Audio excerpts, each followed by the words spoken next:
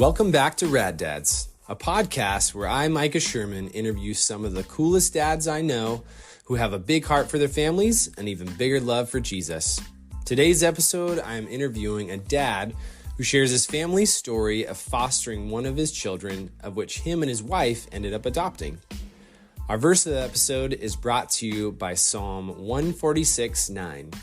The Lord watches over the sojourners. He upholds the widow and the fatherless, but the way of the wicked he brings to ruin. Grab your coffee and let's get started.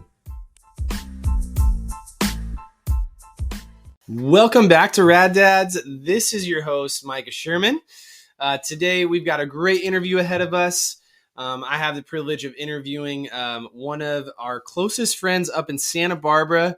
My wife and I got to live there, and our family, our kids got to live there for 4 years and develop some close friendships. So today, get to interview the one and only Aaron Cronen. Welcome to the show, Aaron. Thank you for having me. You're welcome. I got to tell you, I've been a Rad Dads fan since the beginning. Woo! And have been looking forward to sitting on this side of the table from you. Yeah. My ears are turning red. Wow. Yeah. Just having you. No, we've been talking about this while I've been telling Aaron I'd love to have him on the show, and it's going to be a good time. So Aaron, since you've listened to it, you know there's a scouting report. I've done a little bit of research. And so I'm going to get to brag about you, get to introduce you a little bit. And you can confirm or deny if any of it is true or false. All right, you got it. Here we go. So Aaron currently works for AICM, Agape International Children Ministries, as their executive administrator. Is that your correct? Executive director. Okay. But I'm not even sure what that means. Yeah. Okay. It's just kind of a catch-all. So okay. You can really call me whatever you want. Okay. Well, you know, on your website, I think it says executive administrator. On LinkedIn, though, wow, it says executive director. So just so you know. And that's awesome because I've never created a LinkedIn. So somebody's created for you. I don't even know where that comes from. There you go. You also do social media. I said that you're the social media expert of Chick-fil-A Santa Barbara. Wow. Which you've been doing for a little bit. You are one of the funniest guys I know, which is a fact. An incredible cook with the voice of an angel. Aaron leads worship for his church. A huge heart for Jesus and serving the Lord's church. You and your wife are really the ultimate power couple. I'm just going to keep pounding through with your awesome gifts of leadership, worship, kids ministry, and teaching. First time we met you guys were helping out with kids ministry at our church, and we're really the first relationship that me and my wife had that just felt like church felt like home again, moving to a new city. And so you and your wife are that couple. Wow. And I think you are for a lot of others too. You're incredibly humble, selfless spirit, put your family first, and others as well. And then this is from your family now. Okay. So this is from your wife. All right. Yeah. I'm nervous about the report. They're good coming. things. They're good things. Your wife says you are protective, passionate, adventurous, and hardworking. Those are good attributes. Those are good. Yeah. Good job. And she also mentioned a fun fact that in your 14 years of marriage, did I get that right? 14? Yep. 14 this October. October. Congratulations. Yeah. That only one dish she didn't approve of, but every dish that you've made, she thought was amazing. It's true. And that you're a good cook. I've experienced that myself. That is not completely and entirely true. There's been a few that I remember. I'm not much of a baker. I made an apple pie once, which is her favorite dessert. Okay. And when she bit into it, she started to cry. Because it was so good. Because it was Let's move on. It was terrible. Oh, well, she didn't remember it. So she said it was a flank steak. Yeah, that was particularly awful. Okay. And then a story, or your kids said you do a great job taking care of them.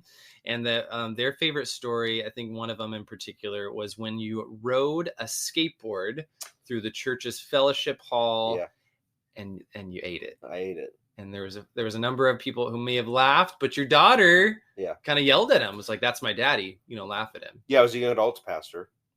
and I was going to be cool and do like a running start on the skateboard, and like classic Charlie Brown with the football, just ate it. Legs went up. All the young adults are so kind that they took it upon themselves to laugh. And my daughter, I think at that time was about 4, was ready to fight them. Wow. She was very upset that they were laughing. That was her dad. Yeah. So she was actually protecting me in that moment. Right. But good for you for just going for it. Yeah. That's awesome. Hindsight's 2020. Probably shouldn't have done that. Right. Yeah. But here we are. So Aaron, if you could give us just a little bit more glimpse of your family, what your family looks like right now, and then tell us a little bit about your job and kind of the highlights which you most enjoy about working for AICM. Sure. Well, as you mentioned earlier, Brianna and I will celebrate 14 years of marriage this October. Awesome. Just crazy, because I remember when we first got married, and you see people who've been married 15 years and you just think they're ancient and old, and we're coming up on that. So you don't look that way, though. Thank you. You might feel that way, but you don't look that way. I appreciate that. That's kind. I do disagree with you, and agree to disagree. Okay. I met Brianna when I was touring with a traveling kids ministry group, doing like VBSs, vacation Bible schools, camps, and I was dressed up as a gold miner named Festus. Ooh. And that's how I captured her heart. That's how, when she knew. Performing in a show called Tales from the Gold Mine. And we had, prizes we'd give out to the children, and I slipped a rubber chicken in her pocket, and that sealed the deal. That was it? That was it. The rest was history. And so we have 3 children. My oldest is 8. Her name is Adeline. My middle child is 6. Her name is Charlotte. And our youngest is a boy named Mateo, and he just turned 2 in January. So 2, 6, and 8 keeps us really busy. Awesome. And as you mentioned, I work for Agape International Children Ministries, which is a nonprofit organization, an international NGO that rescues orphaned, abandoned, and vulnerable children in Uganda, Africa. So previously to that, I had worked full-time in vocational ministry inside the walls of the church, different churches for 14 years. And in a kind of transition of my life, God called me to continue to work in ministry outside the walls of the church. And so stepped in to my role at AICM full-time in 2019. August of 2019, and I've been working in the missions organization ever since. Awesome. Any favorite things that what do you love most about working for AICM? Sure. I loved my years in church ministry.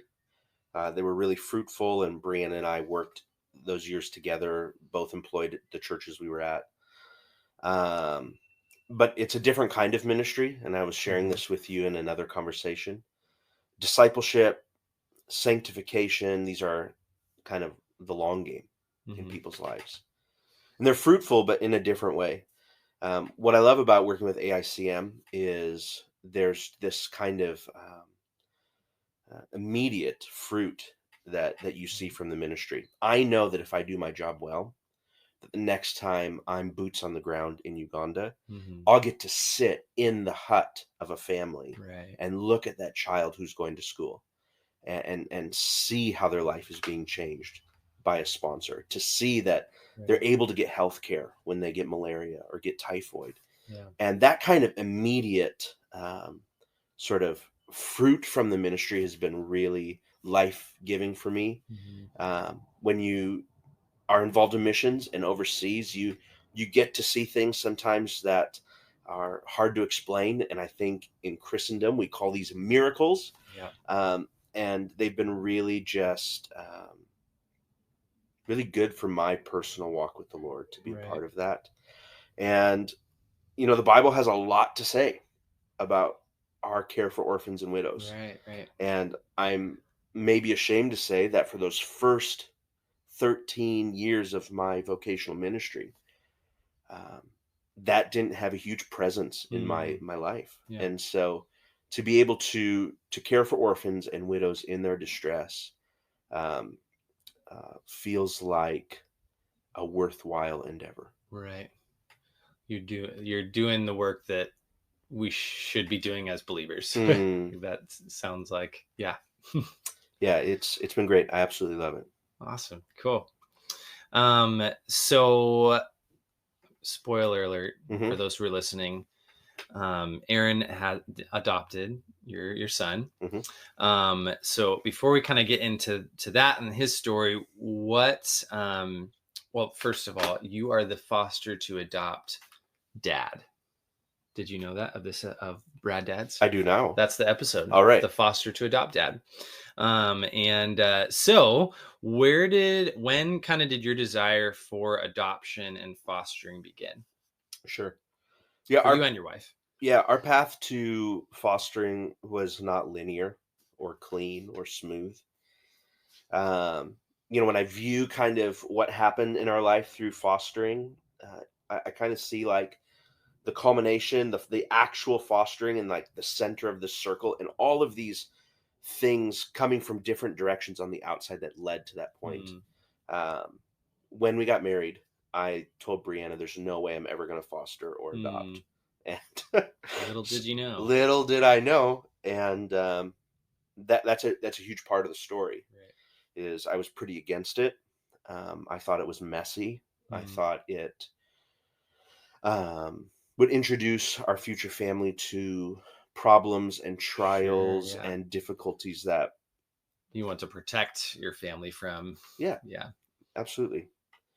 And so throughout kind of our marriage and God working in our lives, there are all these different things that happened. My involvement in Uganda, right, before I ever joined staff for AICM and caring for orphans in another country, began to put a burden on my heart and in my life for the orphan, right, for the child who has lost a parent to death, disease, right, whatever it might be, local, regional, military conflicts, or for the child, and maybe this is the more heartbreaking one, the child who was abandoned, whose parents didn't die, but they were discarded. And I think my experience overseas and working with orphans just in my life grew kind of a burden for the orphan everywhere. Right. That kind of paired with raising kids and being married in a pretty politically divisive age, where things like Roe v. Wade recently have taken kind of the forefront of our conversations, and Supreme Court rulings have kind of brought that back into the spotlight, and having to wrestle with always being politically pro-life. Sure. Yeah. And spiritually pro-life, but having that only be apparent in the ballot box. Right.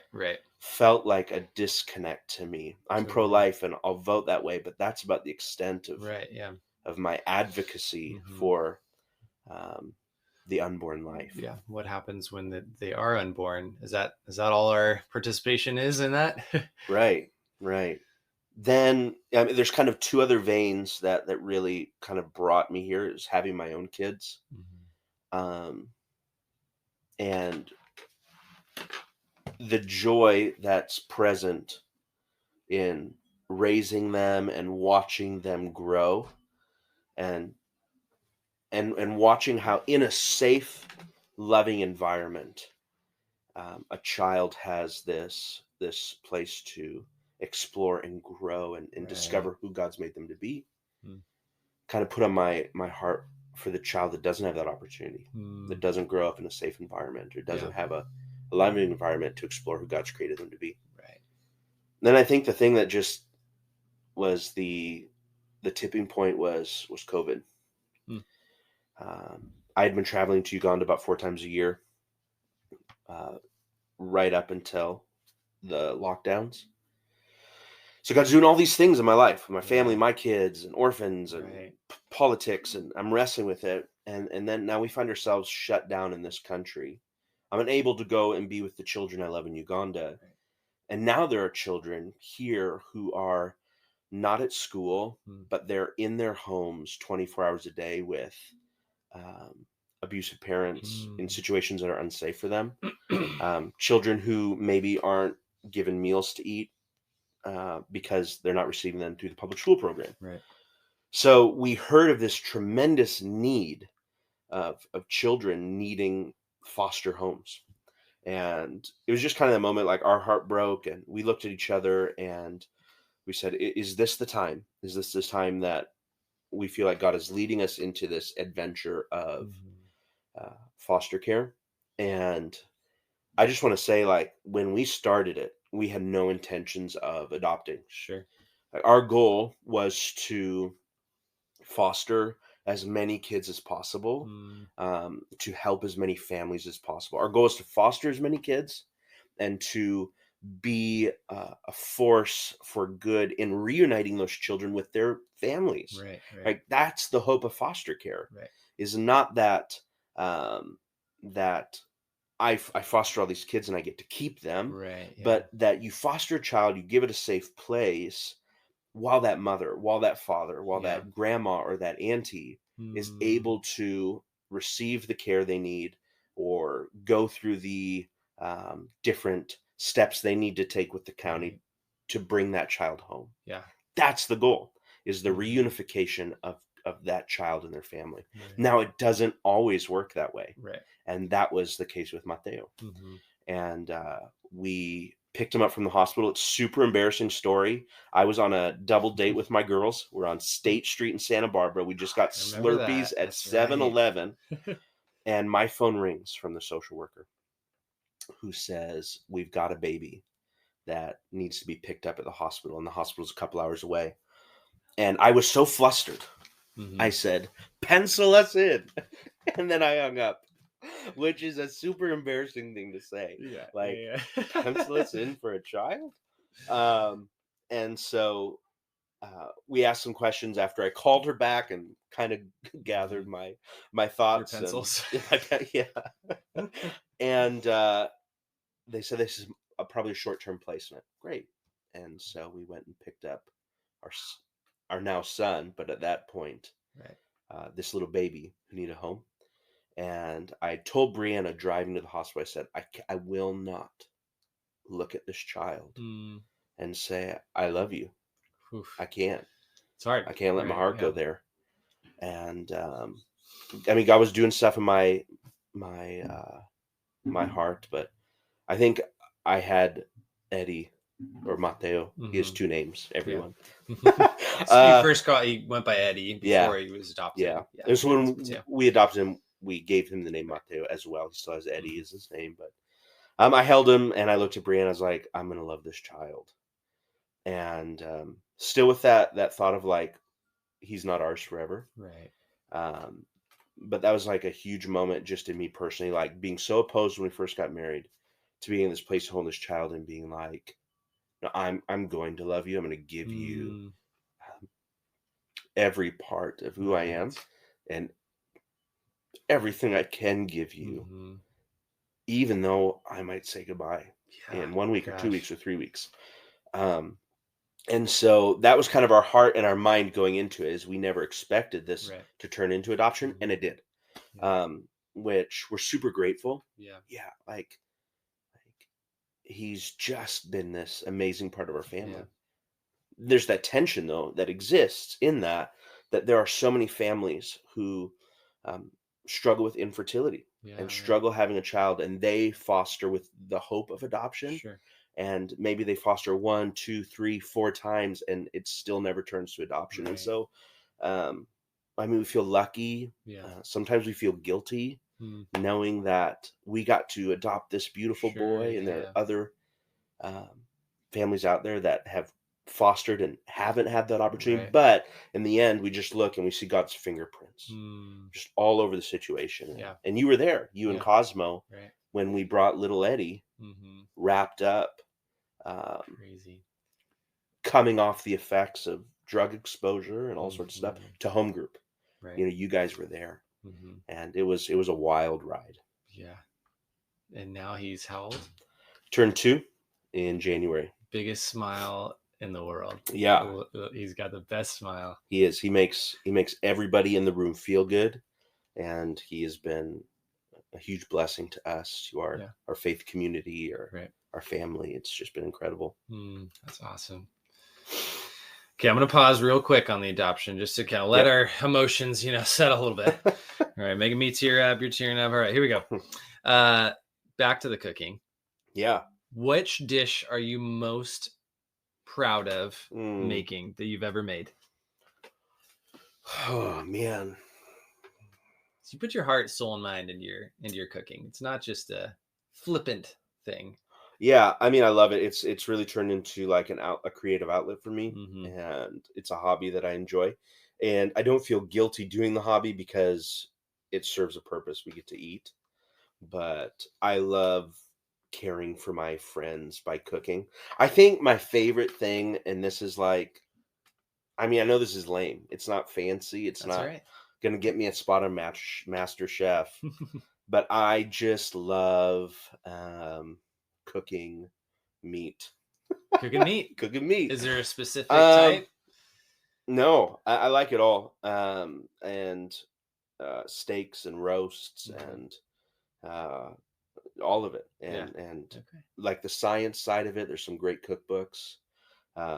One by an MIT grad who turned chef and looks at how you can cheat your way to the best tasting steak at home, and you don't even have to go out and pay $90 for it. And that's my favorite thing, right? Is when you go to Costco and pick up a pack of steaks, and you cook it, and you're like, I didn't even have to go pay $110 for that at Rare Society or Ruth's Chris, unless they're a show sponsor and an advertiser. Then I'll tell everybody you should go to those places. Right.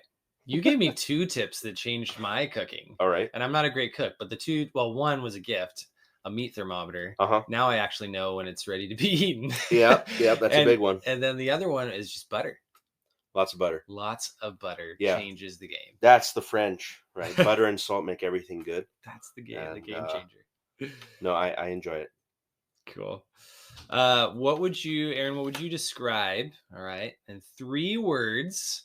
We got to chat a little bit last night about this, so that might have helped you. We'll see. 3 words, your current season of parenting. What would they be in 3 words? Yeah. Whew. You can be as honest as you want. Yeah. You want me to explain each word, or I only get to speak? No. You get the 3 words, and then you can explain why. Sure. 3 words that explain my current season of parenting.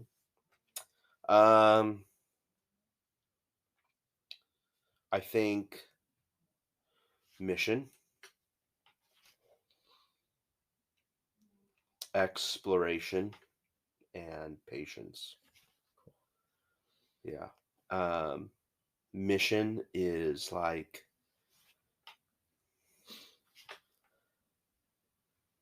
I think as a father, my mind has been really focused on how do we live as a family on mission for Jesus. Like, how do we remain kingdom minded in our decisions and how we live? And so I think that was like most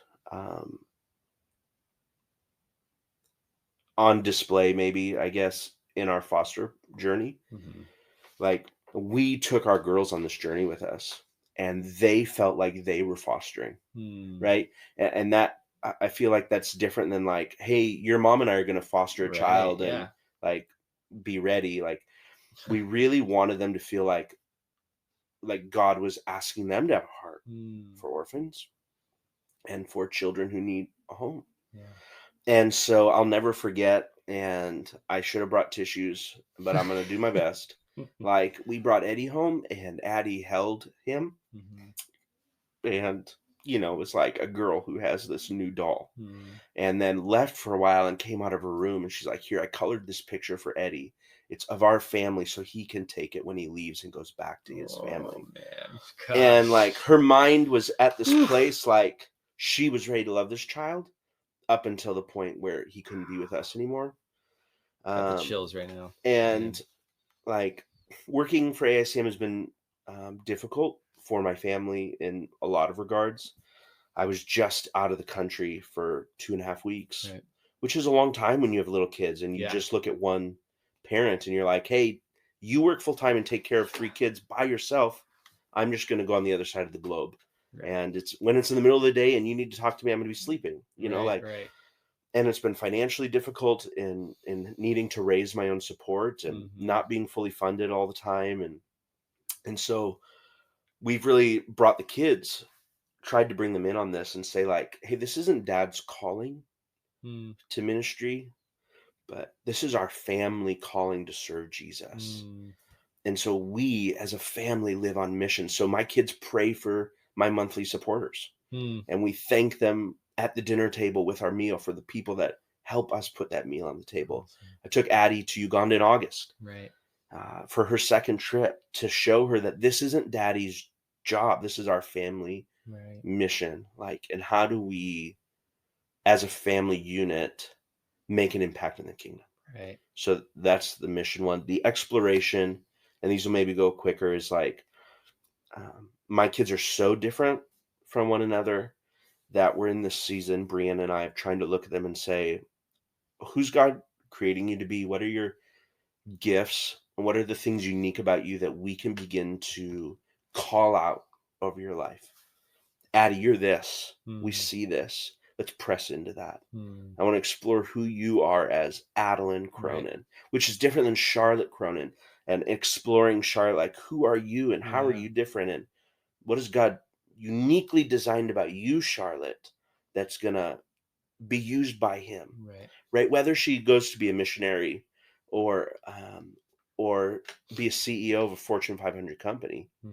Like, this has nothing to do with vocation, but just life calling. God's built in you something unique. And so the kind of the exploring of like, you guys are different. We want to begin to call out what we see God doing in you as an individual. And then patience is just what I don't have. I don't have it.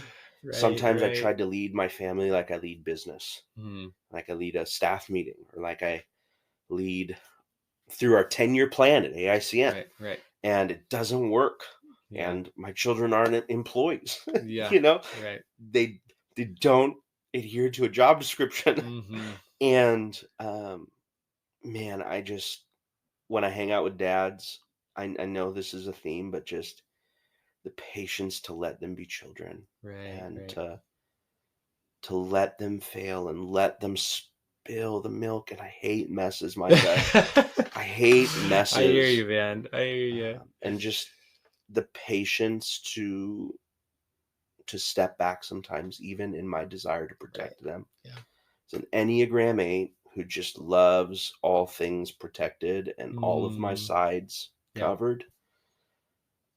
I can't protect my kids from everything. And I'm not even sure that I'm called to protect them from everything.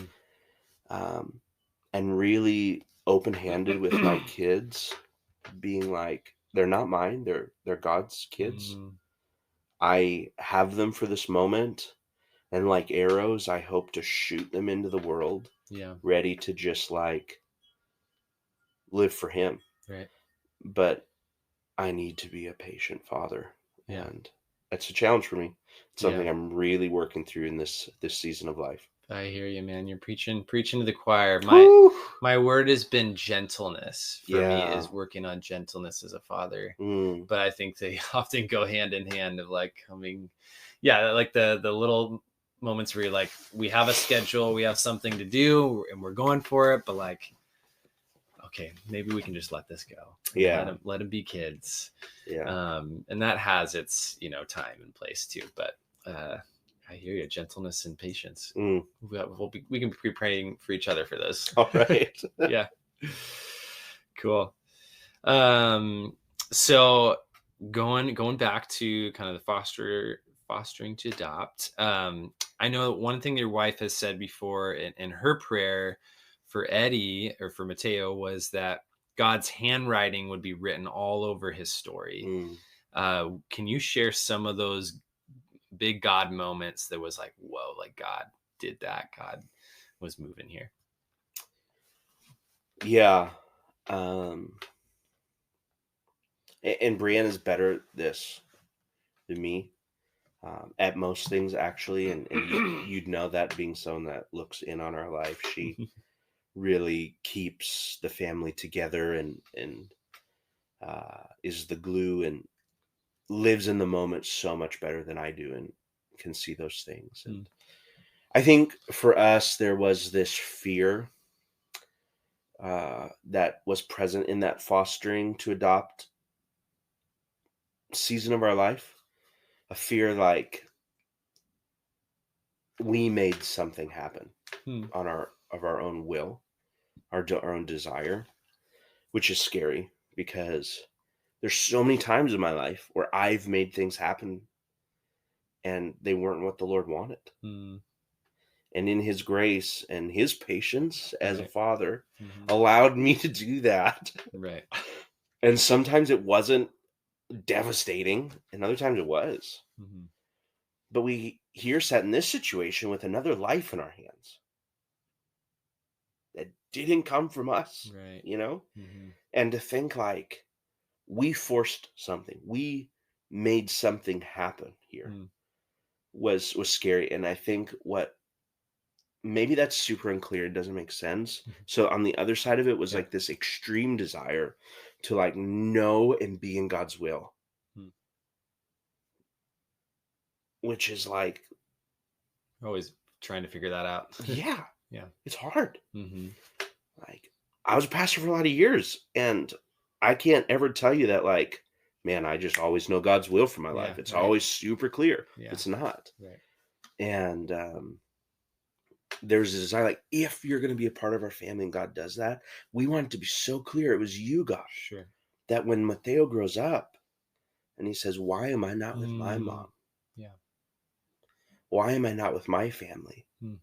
Why am I in a family that looks different than me? That we can look back and say, hey, here's your story. Here's what happened. And here's how God did it. And God moved. And so, like, we tried to live, like I said, really open-handed in that, and in like loving Eddie as much as we could, but knowing he could sometimes go back. But there's just a lot of stuff, and I can't like go into a ton of details about it, because it's Eddie's story, and this is a public format, and there's a lot of pieces, but things with some of his advocates in the county and attorneys, and them speaking to us and confirming things we thought the Lord was telling us. Another family that's involved in this with who had adopted one of Mateo's brothers, who in our conversations with them came to this place where they just looking like, we believe God wants Mateo with you. And like, oh man, okay, you know? And that was really our desire, that God would write his story, and that he would then weave it, if he chose to, into our family. And so I know we've written some things down that there'll be times to share with Mateo. There are parts of that story we haven't been able to share fully with our girls, as they're just 8 and 6. And their time to know them isn't yet, but we have those, and we'll discover them, and awesome. As a family. So cool. I feel like one of the things that, and you kind of touched on it, was just the like the doors only God could open, and then even like you mentioned the families and the people involved, the like I'm trying to figure out what the word is, but the like the blessing, or like the what is the word, that they, like you said, they felt like, yes, like you guys are the right home. And that other people agreed with that, and like seeing God kind of touch their hearts in certain situations that felt like, man, how is this going to happen? And God did it. And it was like, oh, wow. All right. Like it's clear that, you know, Eddie is going to be hopefully entering our family that you couldn't do on your own. Yeah. Yeah. Which is a scary thing. I mean, up until the day, and you guys came to the court with us, and we were surrounded by, family and friends, but up until the day that the judge says, "All right, he's yours." Right. You live with this fear. Right. Maybe not fear, but this feeling that he could leave you. Sure. He could be taken. Aaron, could you share before Eddie came along, having your daughters, a dad of 2 daughters, how did you, and it sounds like God did a lot of this, obviously, but how did you prepare your daughters for the fostering / adoption process? Yeah, I mean, it was a slow roll. A lot of conversations, starting with things like, how would you feel if? Mm-hmm. What would you think about if? What do you think God would want us to do? And not in a manipulative way, but in a really honest way to explore their hearts and their feelings, right? Like, they have such tender hearts, right? And these minds that are still, by God's grace, naive in a good way. They're children. Yeah. That leading them intentionally through that process was important. And so a lot of conversations at the dinner tables, a lot of conversations on one-on-one dates to try to show them, like, hey, this could be different, but you still have me, your mother, you have our attention, you have our time. Yeah. But like I said, going back to that kind of like what's our family calling? God asks us to care for orphans, like full stop, period. Yeah. In the Old Testament, in the prophets, in Psalms, and Proverbs, and in James. Right. And if that's really his heart, what's God asking us, you as at that time, a 6-year-old? How can we do that? And what you'll find, I think, and my encouragement, I hope you give me a chance to tell everybody that they should foster. Right. Yeah. What you'll find when you enter that journey is that kids are just, they're more primed to say, okay, God, yes. Wow. Like, and that's Addie's thing. Like, there's a boy or girl out there without a mom and dad. Like, we got to do something. Right. We got to do something. And there's an urgency in children to believe God and follow him. Yeah. Which is challenging for me. Right. But really beautiful. Yeah. That's awesome. So kind of those questions at the dinner table and the probably like family conversations as well as one-on-one conversations are probably both important, right? Or were both important in kind of prepping them. For sure. And there's a lot of prep to foster or adopt. There's home visits and meetings with social workers. We worked with a para-county organization, I guess, called Angels here in Santa Barbara that is a nonprofit in and of itself that works with the county. And so they send people and you go to meetings and you have to do the trainings, and we tried to include them in that work as much as possible. We're getting ready. We're doing this together. Yeah. Awesome. I know for us, like conversations with you guys and some other friends who have gone through similar processes. You guys have definitely opened our eyes, which is funny to think, like, opened our eyes to orphans, but it's like, I think a lot of people are obviously not thinking about that in the Christian world, at least in America. And so I'm so grateful for you guys and your experience in Uganda too, like kind of opening our eyes to that, and like, hey, we should think about it, and we should at least have a conversation around it if this is the heart of the Lord, and even says his will, taking care of orphans and widows. So and so you guys have been super helpful with that, and probably will be more helpful down the road, because I think that's something that we've talked about, and we are wanting to be more open and seeing where the Lord would guide us through that. So awesome. More conversations to be had in the future, for sure, between the Shermans and the Cronens. little lighter question. How has, Mateo's a lot different than the girls. How has raising a boy been different so far than the girls? Yeah, I mean, it's been fun. I love being a girl dad. I love the cuddling and the dates and the conversations. Both my girls love to talk, and the tender things that you share between a father and a daughter. Sure. I know not every daughter and every girl's the same, but yeah, it was my experience with my girls. Yeah. And then Mateo came, and we're already sword fighting, and he's wrestling, and there's just another beautiful side to right. Raising a boy. And I see a lot of that tenderness that I experienced with the girls for his mom, for Brianna. Sure. And that's been really beautiful to see, and I'm glad for her. And so it's been cool. It's kind of fun to have both of those experiences. Totally. And Mateo, like, just watching him, like, he came into your family, it seems like seamlessly. Like he was like, that was a part of his story. And then God was like, you're going to be entering the Cronen family and you're going to fit in perfectly. And so like God was totally preparing him for it too. And you guys, man, you can see the love that just exudes out of him for you guys too. So praise the Lord. Yeah. He's very creative. All right. Last question. You've been doing so great, Aaron. A lot of good, sweet, heavy, hard questions I've been hammering you with. So last one. What are you currently most enjoying about this present season of fatherhood?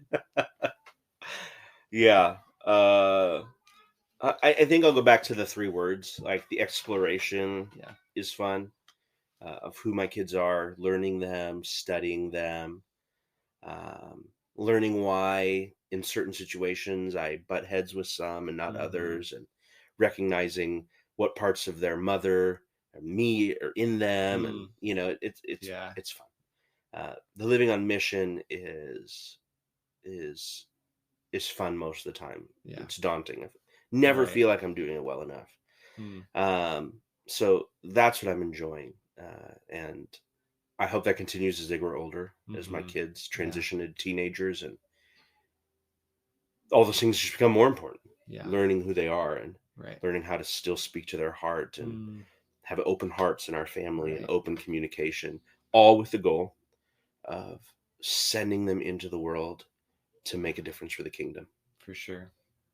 Yeah. You made me think. I had a conversation with some guy, I think dad one time, going off that word exploration, that one of the big goals of a dad is to be the expert of your kids. And just like you said, exploring those things at you and your spouse, and seeing who they are, who has God made them to be. And I love that you said, like, calling those things out in them so that they know, like, hey, this is how God has made you to be. Because oftentimes, even as adults, we don't see those gifts, we don't see those qualities that, like, God has made. And so I love that you guys do that. And I think it's really important for them to see, and for them to kind of realize and grow into, as they, grow physically and spiritually and everything. So, fantastic. I'm going to put the kind of link to AICM if anybody's interested in checking it out and reaching out to Aaron.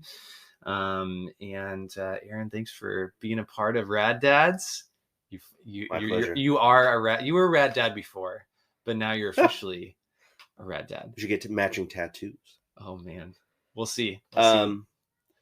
Just a final thought. Yeah, and totally. You can edit it out because you have the power to do that. We'll see what happens. But the scouting report was far kinder than it should have been, and I say that to let you know we're far from perfect parents. Sure.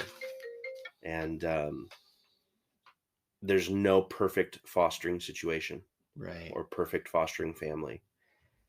But my encouragement is that many people listening to this already have everything they need to foster a child. Yeah. Which is a loving and safe home, and a love for the Lord. Yeah. I think it's so important, and you can do it. I think one of the hardest things that people ever say to a foster family is, I could never do it because I could never love a child and say goodbye. Which the assumption is that somehow we love a child less. It's not the case, and you can do it, and you can love a child and give it everything you have even if that child leaves your home Yeah. and goes back to their family. And so do it, please. At least get information. If the church would step up and fill this gap, man, I can't imagine what that would do for the gospel and the kingdom in our community. So thanks for having me, Micah. Yeah. I really appreciate it. Would you mind praying us out? Yeah, let's do it. Lord, we thank you for being a good father to us, being kind and patient, long-suffering. And God, we just want to imitate that to our children. Lord, through our fathering, we want them to see you ultimately. God, I ask that we would hold loosely the things you've given us, including our kids. Lord, recognizing that they're yours. You have a plan for their life, and we're here to help realize that. Lord, break our hearts for orphans and kids who need a home and a safe place. God, if there's someone listening to this that's wondering, Lord, I pray that your Spirit would move in their heart to explore the possibility of opening up their home to a child in need. Lord, we ask this in your Son's name. Amen.